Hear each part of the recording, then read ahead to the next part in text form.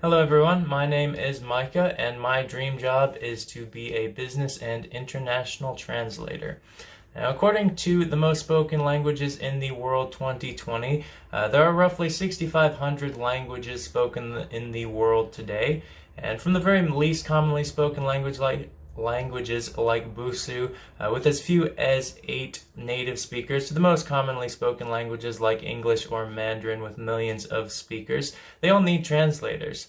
And at this point, you may be asking yourself, well, do we really need translators with as far as technology has come? Aren't there just programs that can translate languages? And there are, but those programs still have to be written by translators, and they also make mistakes. Translation and language requires much more sophisticated programs than what can be achieved today. They require a degree of social and cultural sensitivity that a computer just doesn't have the filter for, and it requires human beings to recognize and correct errors. Now, the field of translation, even in the business world, is fairly broad. A translator may be doing one of many things or several things at the same time, but generally speaking, translation in the meeting place can be broken down into about 3 categories, which are simultaneous, consecutive, and sight translation. So simultaneous translation is probably the most difficult and the most stressful translation.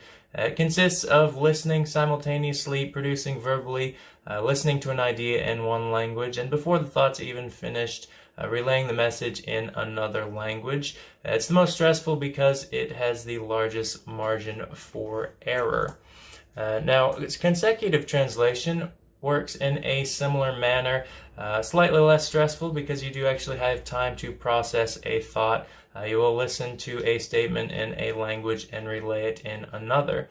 And then sight translation, which is my personal preference, deals with documentation and illustrations that are written in one language, intended to be verbalized into another, be it part of a business projection, illustration, instructions, technical document, something like that.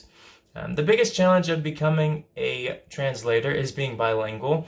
That requires native level of comprehension and fluency in at least 2 languages, which does present the largest hurdle at this point for someone like myself who only speaks one language fluently.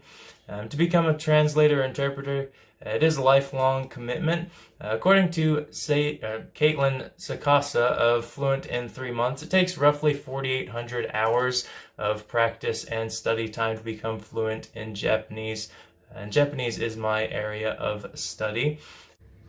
The top 3 jobs presently in translation are actually in Japanese and Mandarin, according to Chan Castillo, an expert in international business interpretation.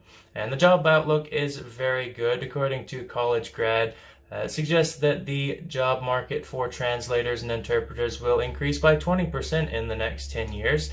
So although I'm not very good at Japanese presently, I've got some time to master it. And translating, it's not expressly translating language from one to another. You'll also be translating, conveying ideas, which is a bit more complicated than simply changing vocabulary.